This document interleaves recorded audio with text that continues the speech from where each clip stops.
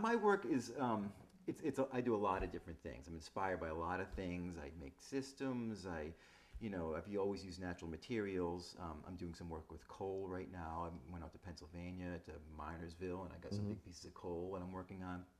Um, um, so it's hard to say. I got some boards out of a barn that was a horse farm at one point, and the horses do this kind of distressful behavior where they gnaw at the edges of they call it cribbing, I think, one of the terms, or some other, and the boards are all like gnarled and tortured. And, it's sort of, they want to be outside running around. They want to be in a little box, and they develop this weird neurotic, or whatever you want to call it, behavior, and I have some of those, and that's going to be a piece as well. So that was like a gnawing piece. This is a licking piece. Okay. I'm doing pieces with voles. I'm a big gardener, and a lot of times in the winter, the voles just completely gnarl these trees and kill these trees, and it's a big sort of problem. But the gnaw marks are beautiful, make these beautiful patterns. So I've been collecting those. So this kind of group of work with gnawing and licking, and I have a beaver pond on my property, and they make these incredible gnawed shapes. Right. The shapes left over. Yeah, from these their, like pencil shapes with these other things that are tipped over, and I'm trying to collect some of those to assemble those. So it'll be like I think I put those together with and it'll be gnawing, licking. Okay. Kind of. So then it'll come together with that kind of general theme. Yeah, that'll be sort of one of my unifying principle. Yeah. So that's kind of a local thing that has sort of influenced me. I think those few things. But other pieces, no. So it sounds that, do you use, would say traditional materials ever, or? Well, you mentioned Talix, and I've been working on a model for, a couple of years, and it's finished. I think I just finished it today, and I want to have that cast in stainless, and that's actually not, Talix and polish, they kind of fuse over in Newburgh. Yeah, so. the polish is in Newburgh, and Right. I think he sold Talix. Yeah, I don't know what the relationship is anymore. But I have some friends that have castings, and I was over there, and unfortunately, I got a price a couple years ago, and I think the price is probably much different now. The model much worse now. Yeah, I applied for a grant, Paula Krasner grant, which I've received before in the early '90s. So maybe I'll. Maybe you'll do that. Yeah. So you have a lot of things that you would, now when you say you have these pieces that you haven't made, how do they exist? In notes, sketches, or just in your mind? Some in my mind, some in sketches, some, I usually try to write something down in a book so I can remember, because I'll forget sometimes. But some pieces I've been thinking about forever, and I think about them like all the time, like a couple times a day.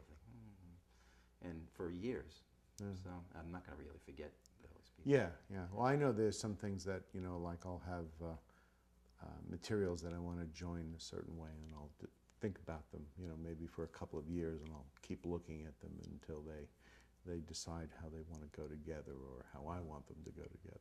Yeah, well, Duchamp did that. He worked on pieces for 20 years, played chess. Played chess in between. Well, so it gives you something to do in between while you're waiting.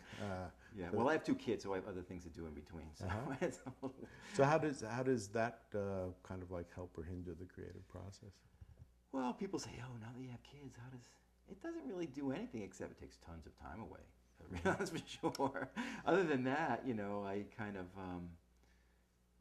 I don't know, it's the same, really. I think I'm just the same person, and I don't find that it doesn't really changes anything. Okay.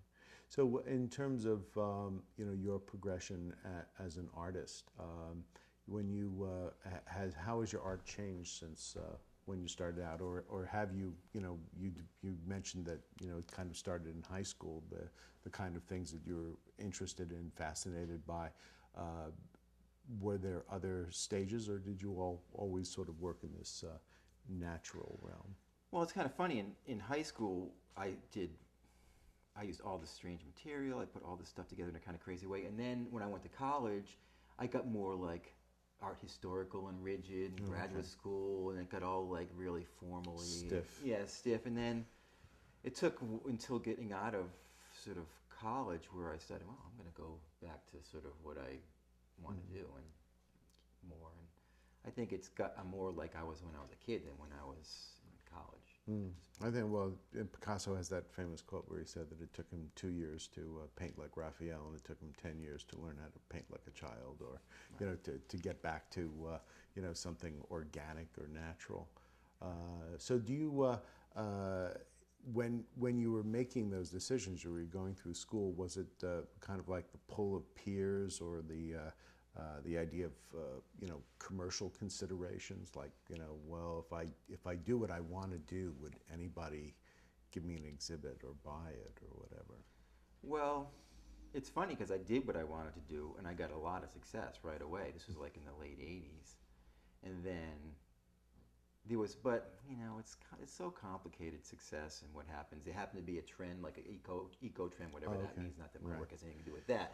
So I was like, oh, this guy uses, he grows algae and he uses insects and he does all this stuff. Like, so of course that was really the thing, you know. And then as soon as you know, the Warhol 15 minutes thing kind of thing, it's like then the more like body art and like multicultural thing came in, and then there was like installation and sort of feminism and all this kind of stuff, and then it's like, oh, plus the market crashed and stuff and all that kind of. So then it got changed very quickly, and then I had several shows, not much happened. Then I moved upstate, had a couple kids, and you know, so it's, you know, who knows?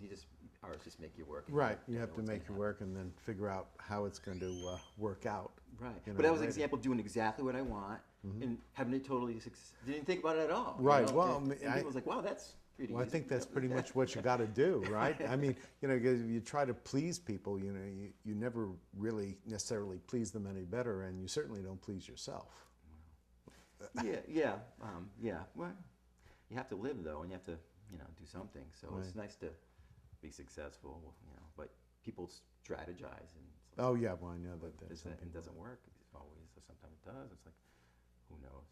It's not worth thinking about too much. So what advice would you give to someone who is you know, working in 3D? Because do you think that it's more difficult for a sculptor than a painter these days? I think it's always been more difficult for a sculptor than but now the internet, like the gallery I show at, used to show a lot of painting and a lot of sculpture, and they're more media oriented now. So they do a lot of media, internet, you know, interactive work, all kinds of phone work. You know, there's all this, which is, what is that? I mean, it's not a piece on the wall. But I think the market still likes to have things to sell. That's what they really like, you know. So paintings, you know, it's almost like, you know, a vehicle to like trade. They like to have nice things to trade. Big crazy sculptures hard to trade, you know. Paintings are always, you know, people can put them on the wall even if they just want to decorate their walls. What do you do with a big sculpture? It's like, yeah, well, I mean, that's how the Storm King Art Center came about. Yeah, you know, there were all these gigantic sculptures, and they had no place to go, and you know, they basically started out, you know, saying, "You mind if we use the field? You mind if we park it here?" kind of thing. So that's a good point. well, it's difficult, you know. But people have huge collections with them. Look at somebody like Damien Hirst. He's like unprecedented, crazy success, making big, crazy things, and people just buy him up for. Right. So what's one of his favorite ones? Is that the shark in the tank of, what is it, formaldehyde? Yeah, he did those tanks of formaldehyde with the cut up cows and things like that. Yeah. Okay. So there are a lot of interesting things out there. Well, we've been talking with Dave Nyzio about his sculpture here on Creative Minds. I'm Bob Pucci, and thank you for joining us, and hopefully you'll come back and see us again sometime.